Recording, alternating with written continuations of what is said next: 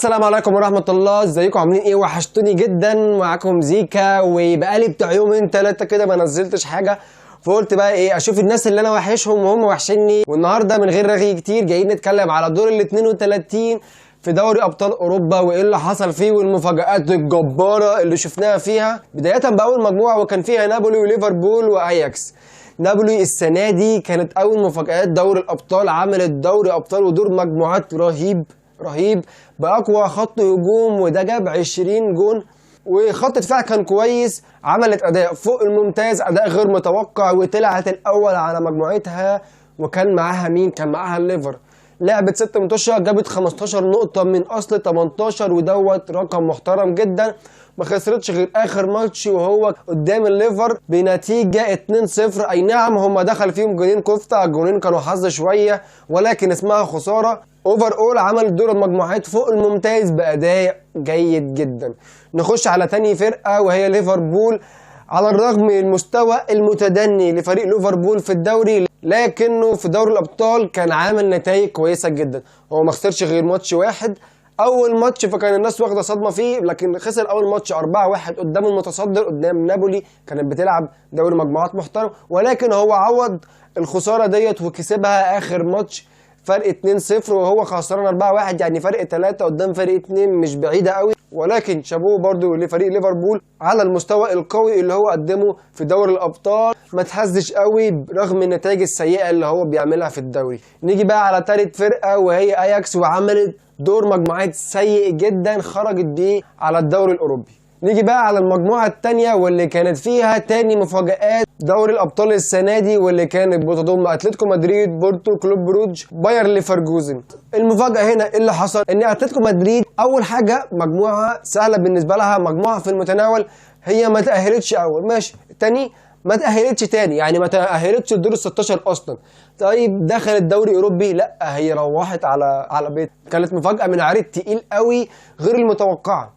وليه؟ لان انا دايما بقول على اتلتيكو مدريد ان هي اسلوبها عقيم جدا جدا، حتى في الدفاع هي بتدافع من الفرق اللي بتدافع. انا عامه بحب الدفاع، انت بتلعب دفاع مش كويس، ودفاع اي فرقه عندها هجوم قوي هتكسبك بسهوله. وكانت النتيجه ان انت مش طلعت بره الدوري الاوروبي ولا بره دوري الابطال، انت طلعت على اسبانيا على طول. سيميوني اعلى مدرب في العالم من حيث الراتب، معاه لعيبه قويه جدا، النتيجة ان هو بيلعب دفاع ودفاع سيء وخرج من دوري الابطال. فكانت سنة وحشة جدا بالنسبة لاتلتيكو مدريد.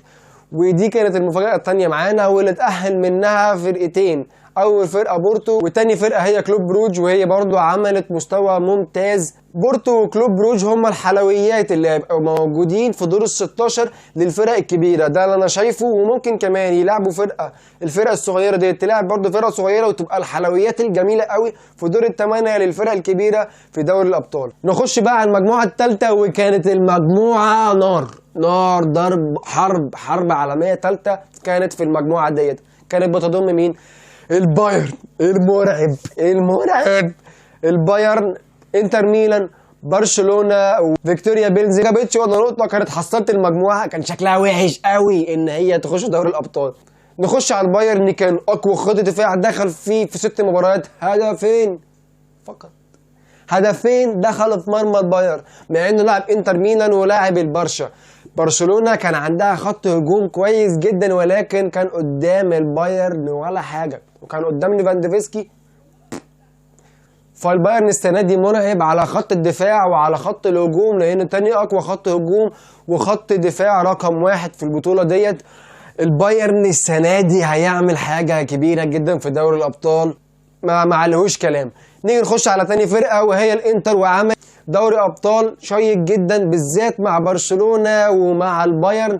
ونيجي بقى على برشلونة، وكان ادائها مخيب جدا وغير متوقع ان هي رجعت تاني على الدوري الاوروبي، وكان شكلها وحش قوي.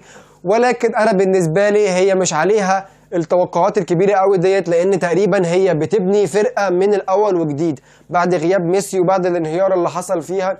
فتشافي بيبني فرقة من الاول وجديد، ولسه عناصر صغيرة وعناصر ما عندهاش الخبرة الكبيرة في دوري الابطال. فاعتقد ان هي ماشية السلم من اوله تاتا. عادي ان هي تطلع من الدور دوت تخش على الدوري الاوروبي، اللعيبه تكسب الخبره الاوروبيه من اول وجديد. المجموعه الرابعه والمجموعه الثامنه كانوا فيهم اثاره لحد اخر جوله او اخر شوط في اخر جوله، كانوا فيها اثاره كبيره جدا. ليه؟ المجموعه الرابعه كانت فيها توتنهام ومارسيليا، الماتش الاخير كان ما بين توتنهام ومارسيليا. توتنهام لو كانت كسبت الماتش دوت هي تتاهل دور 16، مارسيليا لو كانت كسبت الماتش دوت هي تتأهل دور ال 16. الشوط الأول مارسيليا كانت كسبانة 2-0 أو 1-0 ومتأهلة أول لدور ال 16. الشوط الثاني مارسيليا خسرت قدام توتنهام بفرق 2-1، ومارسيليا يعني حتى ما تأهلتش دور 16 ولا حتى دوري أوروبي، وروحت على فرنسا وتوتنهام طلع أول. يعني كان ماتش مش حياة أو موت، كان ماتش فوق قوي وواحد تحت قوي، فكان ماتش مليان حماس مليان إثارة لحد آخر دقيقة. نخش بقى على المجموعة الخامسة وهي مجموعة عم الناس، سيدي الناس، سيد اللعبة، الشخصية، كل حاجة انت عايز تقولها في الفرقة ديت قول ولا يهمك، وهي مجموعة الريال ولايبزيج. الريال طبعا اتأهل أول ولايبزيج اتأهل تاني، والريال عمل دور مجموعات أقل عدد ما يقال على قد مستواك أنا هلعب معاك. هو ده شعار الريال في كرة القدم، يعني هيحسسك ان انت لو فرقة قد كده هيحسسك ان انت بتلعب حلو، هيكسبك برضه. لو انت فرقه كبيره قوي هيلعب على قد مستواك وبرضه هيكسبك، هي كده لازم يكسب. ولو خسر فهو يعني بيخسر مباريات ملهاش اي 30 لازمه، بيخسر مباراه في المجموعات وهطلع برضه اول عليه، ولو خسر في مباراه خروج مغلوب بفرق الاهداف بيعوض، فعادي جدا وهو برضه في الاخر بيكسب وبيتاهل. هو ده الريال، على قد مستواك هلعب معاك. يعني دوت والله سلوجان يا جدعان، يعني ممكن يتحط كده في البرنابيو، على قد مستواك هلعب معاك، واول ما اللعيبه تبتدي تلعب بقى ننزل بالنشيد بتاعهم اشطور. هو دوت ايه الريال. نيجي بقى للمجموعه السادسه واللي كانت بتضم الانتر والميلان، ويا فرحه قلبي ان الميلان عاد، الميلان رجع يا رجاله بعد غياب 7 سنين من دور ال 16، ودوت شيء كبير جدا بالنسبه لي، لاني من الشخصيات اللي بتحب الاي سي ميلان، وده كله يرجع الفضل لمين؟ وهو رجل الميلان الاول. وتخيلوا معايا مين؟ مش بيولي لا، مش مالديني لا، ولكنه زلاتان ابراهيموفيتش. ليه؟ لانه هو قالها كلمه، قال انا هاجي في الفرقه ديت انا هخليها ترجع لمنصات التتويج وهخليها تبقى فرقه كبيره تاني. الناس ضحكت عليه لان الفرقه ديت ما فيهاش حد، حرفيا ما فيهاش حد، ما فيهاش غير اشبال. هو جه بزي اللاعب، بزي القائد، بزي المدرب، دخل قلب حال النادي، حط لهم شخصيه البطل، حط لهم الشخصيه اللي هم ماشيين عليها دلوقتي. اول ما جه ابراهيموفيتش كان جه واخد التاني في الاسكوديتو، والسنه اللي بعدها اخد الاسكوديتو اللي هو الدوري الايطالي، والسنه اللي بعدها طلع تاهل لدور ال 16، ودوت حاجه كبيره جدا.